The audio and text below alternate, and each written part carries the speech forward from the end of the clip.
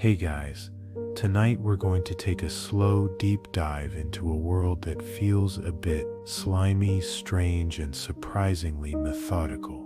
The slow evolution of medicine from the ancient days of leeches and poultices to the gradual, often clumsy progress toward what we now call healing. Imagine yourself walking through a dimly lit chamber of an ancient healer, the air thick with the scent of herbs and a faint, unmistakable hint of something more pungent, maybe rotting plants or drying blood. The flickering shadows cast by oil lamps dance across stone walls lined with jars filled with curious roots, dried animal parts, and mysterious powders. You're wearing rough-spun linen, your feet dusty from the path outside, and as you settle in, you realize the stakes here. Survive a day in this world where medicine isn't a science, but a combination of superstition, guesswork, and ritual. You probably won't survive this without at least a minor infection, if not a small panic attack from the smells alone. The treatments are bizarre, the explanations often nonsensical, and the cures sometimes downright terrifying. So before you get comfortable, take a moment to like the video and subscribe, but only if you genuinely enjoy what I do here. Also, I'm curious, where are you watching from right now? Drop your location and local time in the comments, and let's get a little global vibe going as we embark on this sleepy stroll through history's medical mysteries. Now, dim the lights, maybe turn on a fan for that soft background hum, and let's ease into tonight's journey together. You find yourself in a small village in ancient Mesopotamia, the so-called cradle of civilization. It's dusty in the way that every corner feels like it's been baked dry by the relentless sun. The healer here isn't your modern doctor with sterile white coats and shiny equipment. Instead, he's an older man with a thick beard dressed in a simple tunic stained with who knows what. He carries a leather pouch filled with dried plants and a few crude tools made of bronze and wood. You watch as he carefully crushes some leaves and mixes them with water to create a poultice. His hands are steady but worn. Decades of this work have made him an expert in the art of slow manual preparation. There's no rushing here. Everything takes time, and patience is part of the medicine. You notice the villagers bring him all sorts of ailments, from fevers to strange skin lesions, and the healer consults a collection of clay tablets inscribed with cuneiform symbols. These tablets contain the recipes passed down through generations. At one point, he produces a small, dark leech from a jar filled with water. You watch, a little grossed out but fascinated, as he places it carefully on a man's swollen arm. The leech attaches itself, its tiny mouth making a faint suction sound. The idea, you realize, is to suck out the bad blood. You shudder a little.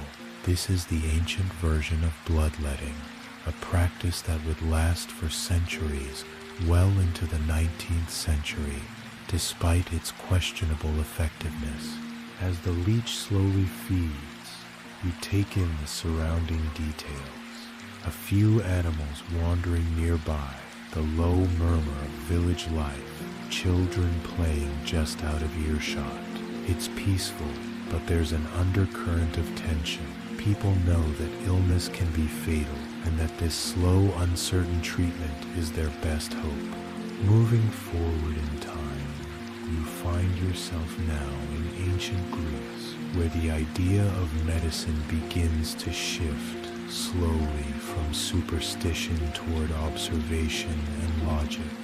Here, Hippocrates, the father of medicine, insists that diseases come from natural causes, not angry gods or curses. You can almost see him sitting quietly in his study, surrounded by scrolls, patiently recording symptoms and outcomes. It's the first step toward the scientific approach.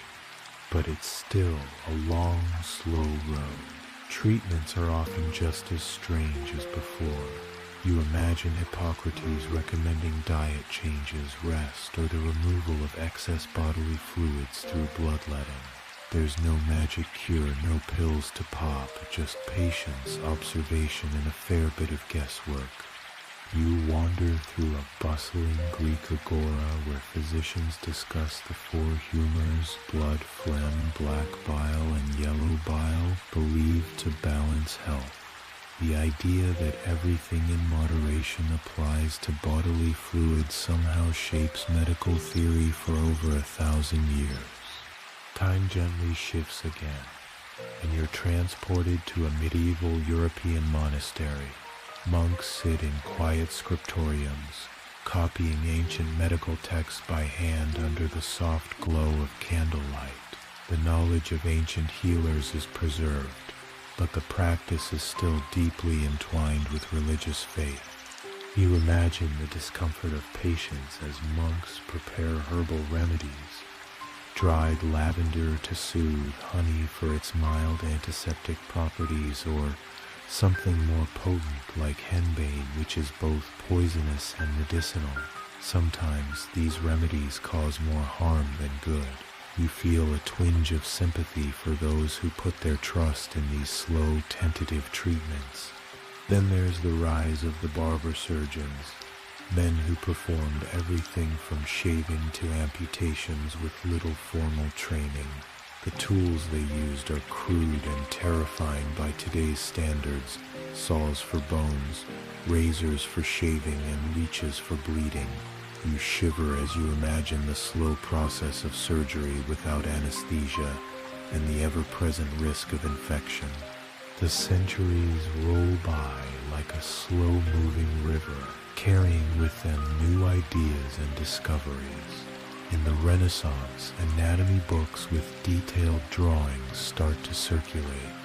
You see artists and physicians collaborating to understand the body's inner workings. Yet even here, progress is slow. Human dissection was controversial, and information traveled at a snail's pace. Moving into the 18th and 19th centuries, you notice how medicine begins to transform.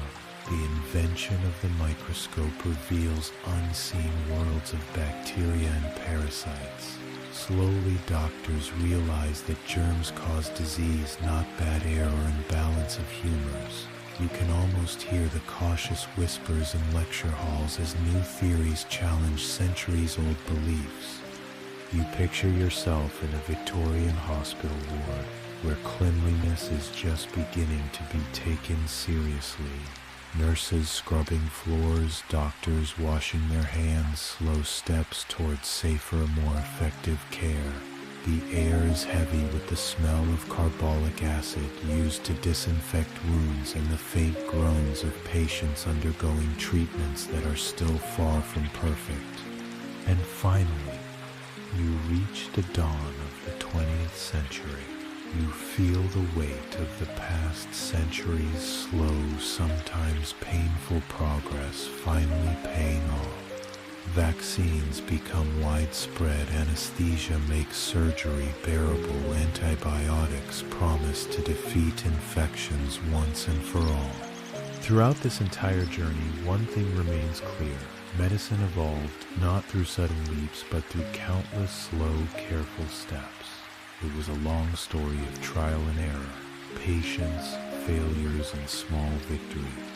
And as you relax into this slow narrative, you begin to appreciate just how far we've come. Thanks to the steady persistence of those who dare to question, observe, and heal, you now drift into the quieter moments of early medical practice. Those days when remedies were prepared with the slow patience of a craftsman and the hopeful whispers of faith. Picture yourself in a small apothecary shop somewhere in medieval Europe. The air thick with the earthy scent of dried herbs hanging from wooden beams. You can almost hear the soft clink of glass jars and the gentle scraping of mortar and pestle against stone as the apothecary grinds roots and flowers into fine powders. The slow rhythm of these motions seems designed not to hurry the process but to soothe it. Each grind, each mix a ritual as much as a recipe. In this quiet, deliberate pace, you witness the delicate balance between knowledge and mystery. The apothecary knows well which herbs are said to calm fevers, which are believed to ease pain, and which are used to treat wounds. Yet alongside this practical knowledge lives the shadow of superstition, prayers murmured over the mixtures, talismans placed near the jars, and cautious respect for unseen forces that might either heal or harm. The tools are humble: wooden bowls, simple scales, glass bottles sealed with wax, and paper scrolls marked with faded ink. There is no rush here, just the steady, calming cadence of preparation. Patients may come and go, but each mixture takes its time, and the apothecary waits patiently for nature to work its slow magic. Across town, you find yourself in a modest physician's chamber where the doctor relies on careful observation. This doctor, unlike the apothecary, might not prepare the remedies themselves, but instead spends long hours listening to patients describe their ailments, watching the subtle shifts in complexion or gait. You can almost hear the soft scratching of quill on parchment as symptoms are recorded meticulously, each detail preserved for reflection and study. The physician's approach is slow, thoughtful, a far cry from the frantic urgency of modern emergency rooms. But despite all this care, the treatments remain a mix of the hopeful and the hazardous. Bloodletting, still popular, involves the slow cutting of a vein or the application of leeches, believed to restore the body's balance. You might wince as you imagine the discomfort, but you also sense the patient's quiet hope, a hope clinging to the notion that this slow, ancient method will bring relief. Meanwhile, across oceans and continents, other traditions quietly evolve. In China, for example, traditional medicine flourishes with a different rhythm. The slow, precise practice of acupuncture, herbal mixtures, and Tai Chi as a path to balance Qi, the life force. You picture the serene rooms where practitioners insert fine needles with practiced ease, a delicate dance of precision and patience.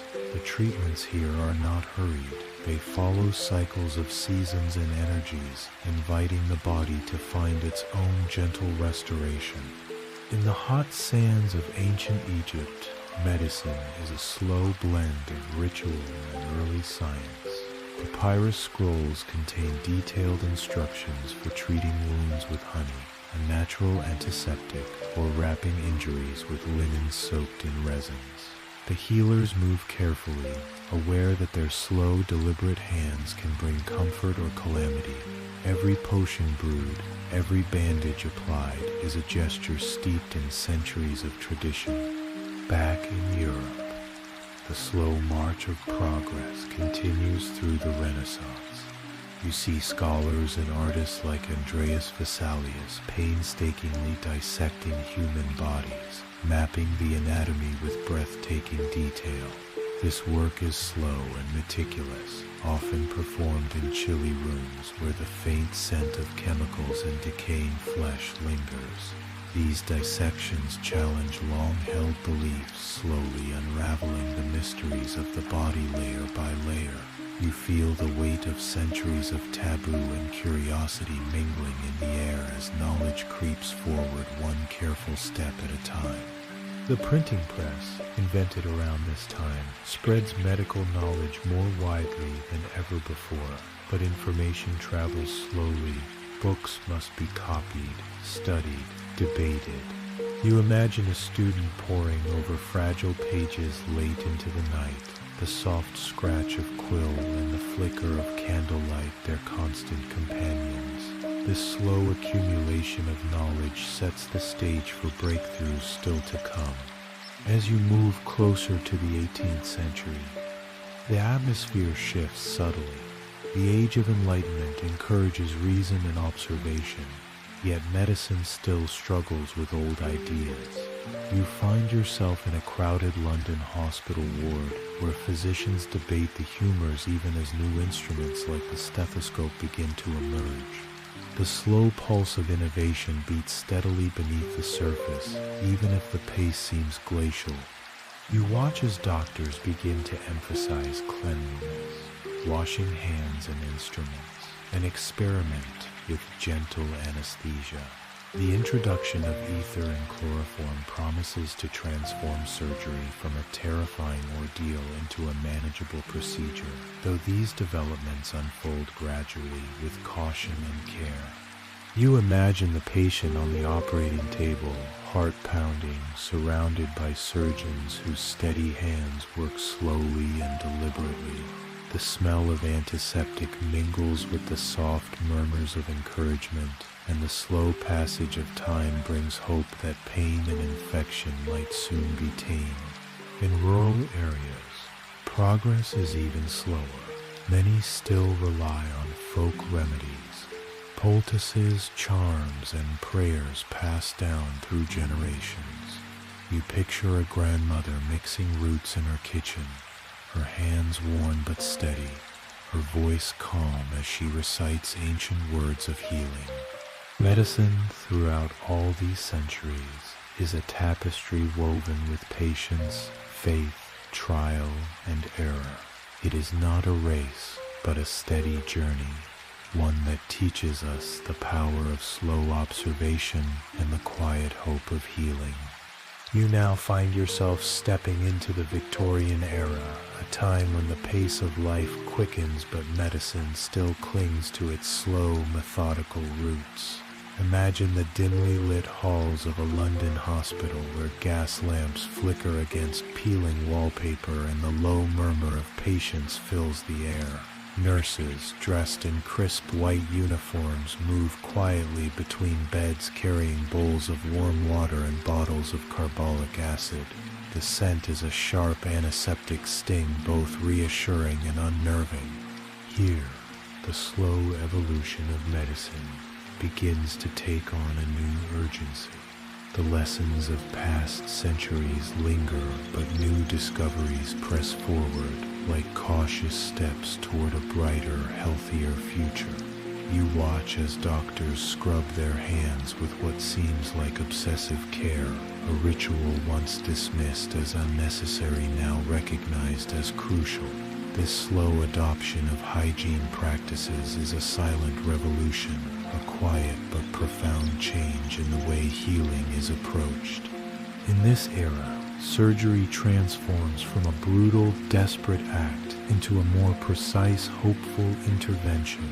You feel the tension in the operating room as surgeons prepare for an amputation. The tools gleam cold and sharp, the patient's breath shallow beneath the ether-induced haze. Every movement is deliberate, measured, because speed means less pain but higher risk of mistakes, and patience means safety but more agony. It's a slow balancing act, and one that must be perfected, one careful step at a time. You notice the rise of medical instruments designed for gentler diagnosis. The stethoscope, a simple yet revolutionary device that allows doctors to listen to the heartbeat and lungs without invasive procedures. You can almost hear the soft tapping of fingers and the quiet breathing of a patient as the doctor listens intently, piecing together clues to the hidden illness. This slow, attentive approach marks a turning point, a movement away from guesswork toward careful study. Beyond hospitals, the world around medicine is shifting too. You find yourself in a bustling city street, passing by pharmacies with rows of glass bottles labeled in elegant script, Pharmacists mix compounds carefully, grinding powders and measuring liquids with steady hands.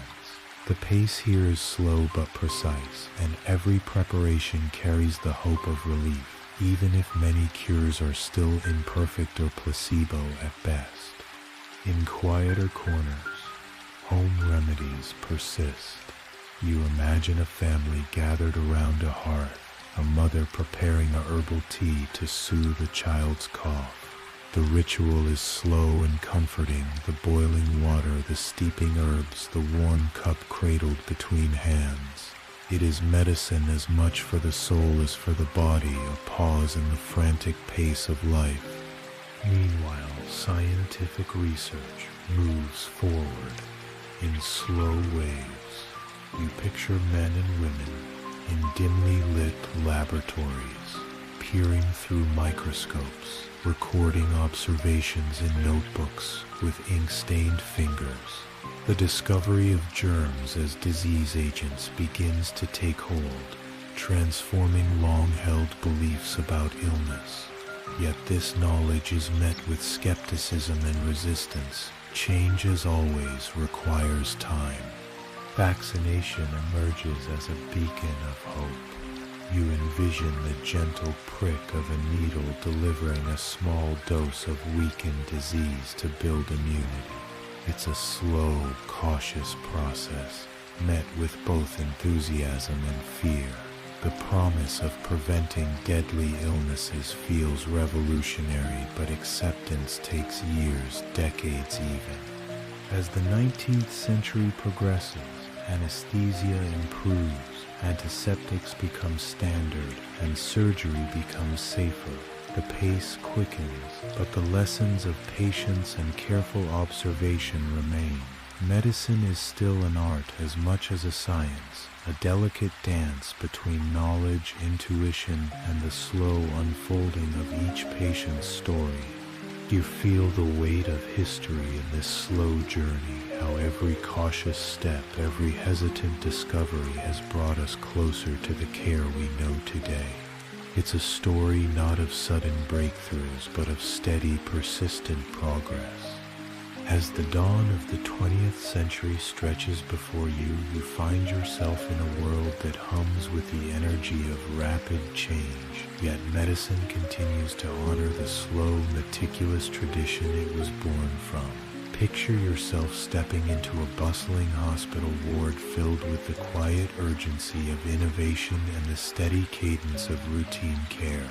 The walls are whitewashed, the floors polished, and the air carries a mixture of antiseptic and faint traces of medicinal herbs still lingering from older practices. You see doctors and nurses moving with purpose, their uniforms crisp and their tools more refined than ever before. The stethoscope rests firmly around the physician's neck, its familiar presence a symbol of the art of listening, a practice rooted in centuries of slow, patient observation. The early days of X-rays flicker to life nearby, revealing hidden fractures beneath the skin, unveiling mysteries that once took weeks to diagnose. The images are grainy, but they promise a new way to understand the body, piece by careful piece. Vaccination campaigns gain momentum, spreading like gentle ripples across the globe. You imagine nurses traveling on dusty roads and across city streets, carrying vials of life-saving serums. The public response is cautious but hopeful. Skepticism remains, but the promise of protection against devastating diseases begins to sink into the collective consciousness. It's a slow embrace of science by the world at large, a gradual building of trust. In the background, the discovery of antibiotics, though still in its infancy, glimmers on the horizon. You can almost hear the quiet excitement among researchers as penicillin is isolated, a miraculous weapon against infections that once meant certain death. Yet the widespread use of antibiotics will take decades to unfold, a slow revolution that will forever change the face of medicine. Meanwhile, the horrors of World War I cast a long shadow. You envision field hospitals where surgeons perform delicate procedures under the most grueling conditions, often with little more than determination and makeshift tools. The slow advancement of medical techniques here saves countless lives, each small success a testament to human resilience and ingenuity. Back in the laboratories, scientists meticulously document their findings. You picture the slow, careful trials that test new drugs and treatments, the painstaking peer reviews, and the endless repetition needed to turn hope into proven medicine. The scientific method unfolds as a deliberate, measured process. No shortcuts, just the steady accumulation of knowledge.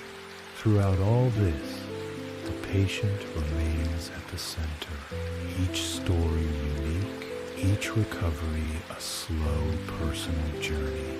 You imagine the quiet moments of care, the gentle hands administering treatments, the soft reassurance in a nurse's voice, and the patience required from all involved. As you settle deeper into this narrative, you realize the true essence of medicine, a persistent, gradual path toward healing that respects the body's rhythms and the slow unfolding of discovery. It's a story not of sudden miracles, but of steady dedication, a tapestry woven from countless small acts of care and curiosity. And so, as you lay back and breathe slowly, the history of medicine becomes not just a chronicle of facts, but a soothing tale of human perseverance, one that invites you to relax, reflect, and drift peacefully into sleep.